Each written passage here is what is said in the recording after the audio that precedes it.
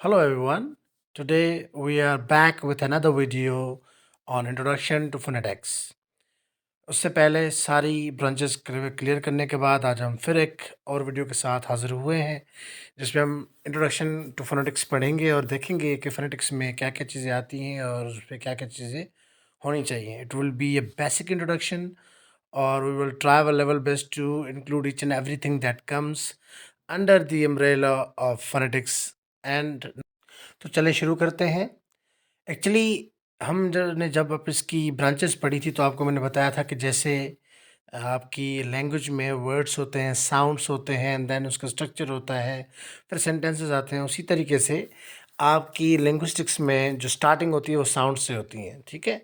तो फोनेटिक्स जो है basically the study of speech sounds है.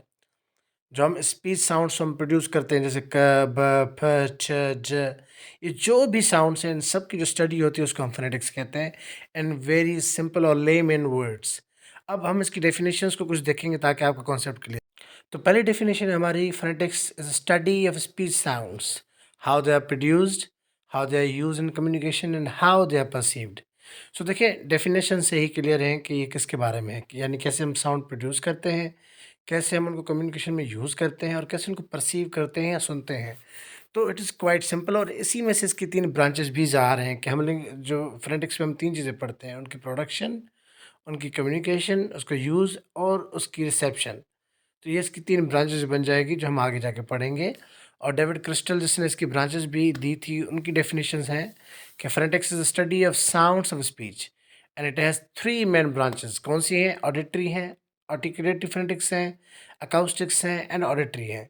यानी जैसे आर्टिकुलेटरी में आप कैसे उसको प्रोड्यूस करते हैं, अकाउस्टिक्स में कैसे आप उसको यूज़ करते हैं एंड देन कम्स ऑडिटरी कि कैसे आप उसको परसीव करते हैं. तो definition is itself giving you the branches of linguistics as well. It's quite clear from these two definitions. आप ये याद रखें. आई होप सारा आपको क्लियर हो जाएगा. अच्छा, सेकंड स्लाइड है हमारी या थर्ड स्लाइड आप कह लें, ब्रांचेस की हैं. और ब्रांचेस हम ऑलरेडी कवर कर चुके हैं कि इसकी 3 ब्रांचेस हैं: articulatory phonetics, auditory phonetics and acoustic phonetics. Articulatory में आप पढ़ते हैं कि कैसे हम साउंड्स प्रोड्यूस करते हैं. ऑडिटरी में आप पढ़ते हैं कि हम उनको कैसे सुनते हैं. और अकाउस्टिक में आप उनकी फिजिकल प्रॉपर्टीज़ को देखते हैं. जैसे आपने देखा होगा कि जब कोई है ना गिटार बजाते तो उस पे एक लाइन्स ऊपर अप डाउन हो रही होती है, तो वही उसकी जो ना गिटार में जैसे आप देखते हैं कि एक जो ना स्पीच या उसकी जो प्रॉपर्टीज़ है, जो पिच है उसकी या वॉइस है या उसकी बास है, जो सांस, जो भी आप चीज़ें देखती हैं ना, वो सारी अकाउस्टिक फोनेटिक्स में ही आती हैं. अच्छा, इसके बाद हम समझेंगे कि भाई स्पीच साउंड्स क्या होते हैं. सिंपली देखिए, हमने देखा कि फोनेटिक्स जो होती हैं वो स्टडी ऑफ स्पीच साउंड्स होती हैं. और फिर हमने उसको देखा कि उसमें 3 उसकी ब्रांचेस होती हैं: आर्टिकुलेटरी, ऑडिटरी और अकाउस्टिक्स. बड़ी सिंपल सी, जिसमें एक में हम साउंड को आर्टिकुलेट करते हैं, बनाते हैं, दूसरी में हम उनको सुनते हैं, परसीव करते हैं और आखिर में हम उनकी फिजिकल प्रॉपर्टीज़ को देखते हैं. अकाउस्टिक्स उसको कहा जाता है. तो अब आ गए हम स्पीच साउंड्स पे. स्पीच साउंड्स 2 किस्म के होते हैं. एक तो कॉन्सोनेंट होंगे और दूसरे वावल्स होंगे. ठीक है. कॉन्सोनेंट सिंपली वो साउंड्स होते हैं कि जब आप उनको प्रोड्यूस करें तो वो एक ऑब्स्ट्रक्शन करें, यानी वो फंसे आपके गले में. मिसाल के तौर पे मैं कहूँ ब, तो देखिए रुक के साउंड आया. और जब आप वावल कहेंगे कोई भी साउंड, मैंने कहा आ, ओ, तो देयर इज नो रिस्ट्रिक्शन. ऐसे साउंड जो कंस्ट्रक्ट करते वक्त एयर का फ्लो ऑब्स्ट्रक्ट हो, रुके, तो उसको कॉन्सोनेंट कहेंगे. और ऐसा साउंड जिसका ओवरफ्लो अनरिस्ट्रिक्टेड हो, जब आप उसको गले से निकालें तो उसमें कोई रिस्ट्रिक्शन ना हो, तो ऐसे साउंड्स को आप वावल साउंड कहते हैं. तो वावल साउंड को आप सिंपली इसी तरीके से जो ना डिस्टिंक्शन में बना सकते हैं कि एक में एयर फ्लो की रिस्ट्रिक्शन होती है, एक में नहीं होती. So this is the very clear cut, you know clear cut difference between two these concepts. So you can just take them down very easily. अच्छा, तो इसके बाद हम और देखते हैं कि इनकी डिवीजन कैसे हुई हुई है. इसकी डिवीजन जब हम देखेंगे तो आपको पता लगेगा कि हाउ सिंपल दे आर. और कॉन्सोनेंट और वावल का जो कॉन्सेप्ट है वो आपका बड़ा क्लियर सा हो जाएगा after these slides. So let's see कि वो कैसे करते हैं और कैसे कॉन्सोनेंट्स और जो वावल्स हैं वो डिफरेंट डिफरेंट कैटेगरीज में डिवाइडेड हुए हैं और कैसे हम उनको स्पीच के साउंड से और जो हम लेटर्स वावल पढ़ते हैं उससे वो कैसे डिफरेंट है. हमने तो 5 वावल पढ़े हैं ना, अब हम देखेंगे किस तरह से वावल्स वो बहुत ज़्यादा होते हैं इंग्लिश लैंग्वेज में. अच्छा, उससे आगे जाने से पहले हम इंटरनेशनल फोनेटिक्स अल्फ़ाबेट को देखेंगे। ये एक ऐसा सिस्टम था जो 1888 में एक फोनेटिशियंस थे, जो लिंग्विस्ट थे, उन्होंने एस्टैब्लिश किया कि भाई किस तरह से आप स्पीच साउंड को कैटेगराइज़ करेंगे या इंग्लिश लैंग्वेज में कितने के जो है ना साउंड्स होंगे और उसकी कौन-कौन सी कैटेगरी होंगी। तो यहाँ पे देखिए न्यूमेरिकल क्लासिफिकेशन की गई है आईपीए की। इंटरनेशनल फोनेटिक अल्फ़ाबेट एक सिस्टम है इनके अल्फ़ाबेट का जो साउंड्स के अल्फ़ाबेट है। अब इसमें टोटल साउंड्स हैं 44। अब उनकी डिवीज़न कुछ इस तरह से है। उसमें 20 वावल्स हैं और 24 कॉन्सोनेंट्स हैं। आपने तो इंग्लिश लैंग्वेज में पढ़ा होगा कि भई 5 हमारे पास कॉन्सोनेंट्स हैं और जो 21 है वो लेटर्स हैं। तो 20 सॉरी मैं कह रहा था कि 5 वावल्स हैं और 21 कॉन्सोनेंट्स हैं। आपने इस तरह से पढ़ा होगा। तो ऐसा नहीं है। इसमें साउंड जो है ना वो 44 हैं। 20 वावल्स, 24 कॉन्सोनेंट्स और उनकी फर्दर डिवीज़न कुछ इस तरह से है। वावल्स में 14 मोनोथॉन्ग्स होते हैं और 8 जो होते हैं वो डिफ़्थोंग्स होते हैं। अब ये मोनोथॉन्ग्स और डिफ़्थोंग्स क्या भला हैं, ये भी हम आगे जाके पढ़ते हैं कि इसमें क्या डिफरेंसेस होते हैं। बाकी जो कॉन्सोनेंट्स होते हैं वो सारे क्लियर कट होते हैं और वो 24 इन नंबर होते हैं। तो इसमें कोई ज़्यादा डिवीज़न नहीं है। हाँ, वावल्स में थोड़ी ज़्यादा डिवीज़न होती है और सबसे ज़्यादा जो तंग करने वाली चीज़ है आपको फ़ोनेटिक्स में वो यही है। तो आई होप मैं इसको इतना क्लियर कहूँगा कि you will get to understand कि how you can divide them very easily. तो ये इसकी न्यूमेरिकल क्लासिफिकेशन है। इसकी न्यूमेरिकल क्लासिफिकेशन देखने के बाद हम कॉन्सोनेंट को भी थोड़ा देखेंगे। बाकी इट इज़ वेरी इंपॉर्टेंट कि हम इनकी थोड़ी डेफिनेशंस को और जाके पढ़ें ताकि आपका वावल का, कॉन्सोनेंट का, मोनोथॉन्ग्स और डिप्थोंग्स का कॉन्सेप्ट क्लियर हो जाए। वावल्स और कॉन्सोनेंट्स को मैं डिस्क्राइब कर चुका हूँ। वावल्स में अनरिस्ट्रिक्टेड साउंड होती हैं या एयर होती हैं और कॉन्सोनेंट्स में रिस्ट्रिक्टेड एयर फ्लो होता है। जब फ्लो एयर का निकलता है तो वो किसी चीज़ के साथ रिस्ट्रिक्ट हो जाता है। तो ये इसमें डिफरेंस था। अब हम आते हैं अपने इन दोनों। अच्छा, वावल कॉन्सोनेंट को डिस्क्राइब कर चुके हैं। Let's move towards monophthongs and diphthongs. Monophthong simply वो वावल्स होते हैं जिसमें एक साउंड होता है, जैसे ई, आई। डिप्थोंग्स वो साउंड्स होते हैं जिसमें आपकी साउंड एक साउंड से स्टार्ट होती हैं और दूसरे पे जाके ख़त्म होती हैं, सिंपली। तो वो कैसे? अब मिसाल के तौर पे देखें, मैं साउंड बोलता हूँ ए, जैसे वर्ड बोलते हैं प्ले, ए, तो यानी ए से शुरू हुआ, ई पे ख़त्म हुआ, तो उसको आप कहते हैं डिप्थोंग्स, यानी जिसमें दो साउंड्स का मजमुआ हो। So the combination of two sounds is called diphthongs. और diphthong is a sound in which sound starts from one sound and ends on another sound.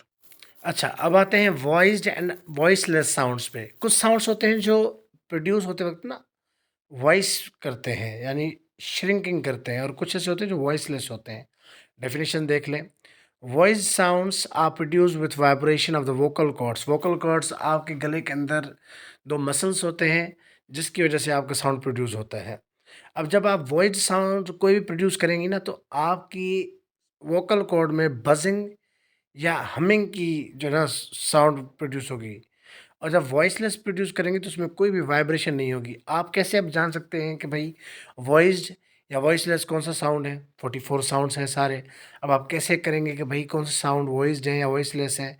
तो उसके दो आसान तरीके हैं। एक तो आप अपनी जो आपकी जो है ना गला है वहाँ पे हाथ रखें और साउंड को ही बोलें। जैसे मिसाल के तौर पे एक वॉइस साउंड में बोलता हूँ ड, तो आपके गले में एक वाइब्रेशन पैदा होगी। जैसे मैं कहूँ साउंड ग, तो आपके गले में आपको वाइब्रेशन महसूस होगी। इसी तरीके से अगर आप वॉइसलेस साउंड करें प, ट, क, तो कोई भी आपकी वो जो है ना गले में श्रिंकिंग या कोई भी शिवरिंग पैदा नहीं होगी। दूसरा तरीका ये है कि आप अपने दोनों कान बंद कर दें और फिर उस साउंड को प्रोड्यूस करें, तो आपको अपनी वाइब्रेशन खुद को ही सुनाई देगी। तो these are two very basic and effective ways to identify whether a sound is voiced और वॉइसलेस।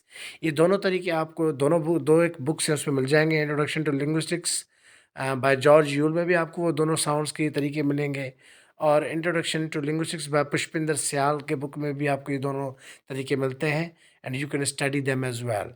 सो ये दोनों वॉइस्ड और वॉइसलेस होते हैं। वॉइस्ड वो होते हैं जो श्रिंकिंग पैदा करें, शिवरिंग पैदा करें वोकल कॉर्ड्स में, और वॉइसलेस वो होते हैं जब आप प्रोड्यूस करें तो there should be no any sort of shrinking और शिरनेस इन योर वॉइस। तो सिंपली ये दो वॉइस्ड और वॉइसलेस साउंड का कॉन्सेप्ट था।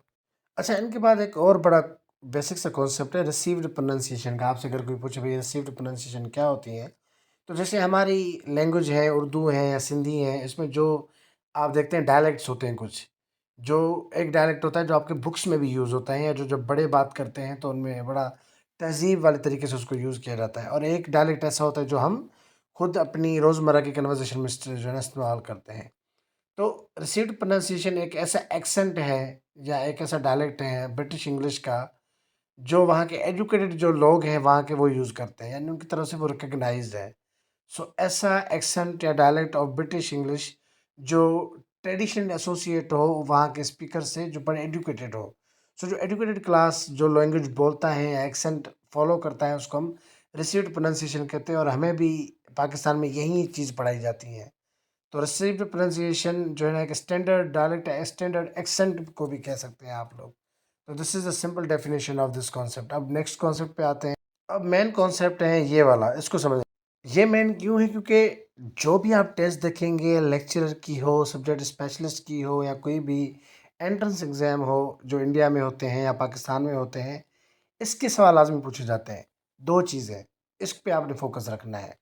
Places of articulation, manner of articulation. अब प्लेसेस ऑफ आर्टिकुलेशन क्या होते हैं और मैनर क्या होते हैं, अब हम पहले इसको समझते हैं, फिर मैं आपको बताता हूँ कि इनकी क्या-क्या कैटेगरीज़ हैं। अच्छा, places of articulation refers to where in the vocal tract a sound is produced। Places of articulation का मतलब है कि जब आप कोई साउंड प्रोड्यूस करते हैं तो वो कहाँ पे प्रोड्यूस हुआ है, यानी जो आपके अंदर ऑर्गन्स हैं आपने वो कहाँ रख के उसको प्रोड्यूस किया है। मिसाल के तौर पे साउंड है ब, ठीक है, ब। तो देखिए 2 लिप्स मिले हैं और तब एक साउंड प्रोड्यूस हुआ है। तो ऐसे साउंड्स जो आपके 2 लिप्स मिला के प्रोड्यूस हुए हैं उसको हम कहते हैं बायलेबियल। तो ये जो बायलेबियल है ये क्या है? ये प्लेस ऑफ आर्टिकुलेशन है कि भाई 2 जब लिप्स मिलाए तो साउंड प्रोड्यूस हुआ। इसी तरीके से लिप्स के ऊपर एक साउंड होता है, एलोवेलर साउंड्स होते हैं, जो आप टंग का जो टिप होता है, दाँत के पीछे जो आपके ऊपर रिज होती है ना, जो मांस का टुकड़ा होता है, वहाँ पे आप उसको प्लेस करके जब कोई साउंड प्रोड्यूस करते हैं उसको हम कहते हैं एलोवेलर साउंड। ठीक है? जैसे साउंड है छ। ठीक है, कुछ साउंड ऐसे होते हैं जो व्हीलर होते हैं, यानी आपकी बैक ऑफ द टंग होती है और आपकी जो माउथ की जो ऊपर वाला हिस्सा होता है उसकी बैक, वहाँ पे जाके आप उसको कनेक्ट करते हैं तो एक साउंड प्रोड्यूस होता है जिसको हम व्हीलर साउंड कहते हैं। मिसाल के तौर पे ख, ठीक है, ख, ग।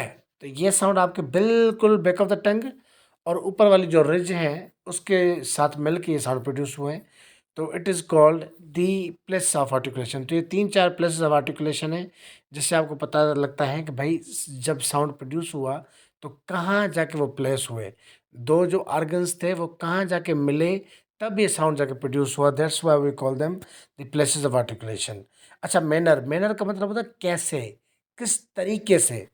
मिसाल के तौर पे अगर मैं कहूँ, जैसे आप, मैंने बायलेबल साउंड बताया आपको ब, तो मैं आपको पूछूंगा भाई ये कहाँ पे प्रोड्यूस हुआ, तो आप कहेंगे 2 लिप्स पे प्रोड्यूस हुआ। जब मैं कहूँगा कैसे प्रोड्यूस हुआ तो आप कहेंगे कि एयर फ्लो का क्लोजर हुआ एंड देन फिर उसको छोड़ा गया। ठीक है, तो एक बम्बासमेंट हुई। तो इसको हम कहेंगे कि ये भाई 2 साउंड को रोक के और फिर एयर को छोड़ा गया, यानी एयर को रोका गया एंड देन उसको लीव किया गया। तो अब किस तरह से होगा, मिसाल के तौर पे अब देखिए साउंड है ब। आपने जब ब को प्रोड्यूस किया तो पहले आपने क्या किया, एयर फ्लो को रोका एंड आपने बिल्कुल झटके के साथ उसको छोड़ा, फ। तो ऐसे साउंड्स जो बिल्कुल यानी कंप्लीट क्लोजर ऑफ साउंड से प्रोड्यूस हुए हों या कंप्लीट क्लोजर ऑफ एयर से प्रोड्यूस हुए हैं उनको हम कहते हैं स्टॉप्स। और कुछ ऐसे होते हैं जो पार्शियल ऑब्स्ट्रक्शन से प्रोड्यूस होते हैं, यानी आप उसको थोड़ा रोकते हैं और थोड़ा-थोड़ा करके एयर को छोड़ते हैं। जैसे साउंड है फ, तो आप दाँतों के नीचे उसको बड़ा आराम से रोक के फिर उसको बाहर निकालते हैं, तो हम उसको फ्रिकेटिव्स कहते हैं। ठीक है? कुछ साउंड्स ऐसे होते हैं जैसे आपके नाक से निकल, जैसे न, जैसे ङ। तो ये साउंड ऐसे होते हैं जो आपके नेज़ल के थ्रू एयर फ्लो होता है और वहाँ से निकलते हैं। तो जब बात हो कि साउंड कहाँ प्रोड्यूस हुआ तो आप कहेंगे प्लेसेस ऑफ आर्टिकुलेशन। जब बात है कि साउंड कैसे प्रोड्यूस हुआ तो आप कहेंगे मैनर ऑफ आर्टिकुलेशन। तो इन आर्टिकुलेशन के मैनर्स और प्लेसेस के नाम हैं, बायलेबल हैं, ठीक है, उसके अलावा एलोवेलर हैं, व्हीलर साउंड्स हैं, और फिर आर्टिकुलेशन के डिफरेंट नाम हैं। जैसे आपके फ्रिकेटिव्स हैं, स्टॉप्स हैं, नेज़ल्स हैं, तो ये इनके कुछ बेसिक कॉन्सेप्ट्स हैं आपके सामने। अब ये 2 चीज़ें समझने के बाद हम आते हैं प्रोनंसिएशन वर्सेस एक्सेंट पे। हम दोनों को मिक्स करते रहे तो समझते हैं कि दोनों सेम है, बट इट्स नॉट। प्रोनंसिएशन पे आते हैं। प्रोनंसिएशन रेफ़र करता है एक ऐसा स्पेसिफिक वे जिसमें एक इंडिविजुअल साउंड्स को, वर्ड्स को या फ्रेजेज़ को आर्टिकुलेट करता है या स्पीक करता है, ठीक है? उसका अपना तरीका होता है कि वो उसको कैसे प्रोड्यूस करता है। एक्सेंट क्या होता है? एक्सेंट भी प्रोनंसिएशन होती हैं एक टाइप की, पर उसमें आपके रीजनल और सोशल बैकग्राउंड होता है। देखें, आपके एरिया में जो डायलेक्ट बोला जाएगा वो बिल्कुल अलग होगा और मेरे एरिया में जो डायलेक्ट होगा वो बिल्कुल अलग होगा। क्यों? तो जो डायलेक्ट होगा उसके असरात के अंदर आके बंदा एक्सेंट प्रोड्यूस करेगा। जो आपके अंदर एक्सेंट होगा, आप वो लोग वही चीज़ें बोलेंगे, आप वही एक्सेंट बोलेंगे। क्यों? क्योंकि आपके रीजनल और सोशल फैक्टर्स भी वहाँ पे इंक्लूड है। और प्रोनंसिएशन टोटली आपका अपना होता है और वो इंडिविजुअल होता है। अब आते हैं इसका एक लास्ट कॉन्सेप्ट है जो मैं क्लियर करता चलूँ, उसको कहते हैं ट्रांसक्रिप्शन। अब देखिए, साउंड्स तो आप लिखते हैं, सबकी प्रोनंसिएशन तो मैंने आपको बता दी कि वो इंडिविजुअल वे होता है और कैसे। अब उस प्रोनंसिएशन को या एक्सेंट को कैसे लोगों को बताया जाए कि आप इसको कैसे प्रोनाउंस करो? तो उस प्रोनंसिएशन को लिखावट में लेके आने के लिए ट्रांसक्रिप्शन यूज़ की जाती हैं। आपका कोई वर्ड है, जैसे वर्ड है बैट, तो आप ये जो साउंड्स हैं आपके फ़ोनेटिक्स के ब, च, इसको आप लिख के बता देंगे, इसको आप ऐसे प्रोनाउंस करो। तो जब आप फ़ोनेटिक ट्रांसक्रिप्शन यूज़ करते हैं तो क्या करते हैं, आप सिंबल्स को यूज़ करके साउंड को राइटिंग फॉर्म में ले आते हैं। तो when you bring sounds in writing form, you call it transcription. तो ये ट्रांसक्रिप्शन आपको मदद करती है कि आप वर्ड को कैसे प्रोनाउंस करें, अदरवाइज़ आपको वो प्रोनाउंसिएशन कभी पता ही नहीं चलेगी। So this is the concept of transcription. I hope आपको समझ आया होगा। I will try my level best to make it more clear in other videos. तब तक अल्लाह हाफ़िज़ and goodbye to everyone. Please subscribe and share our channel with your friends and fellows. Thank you.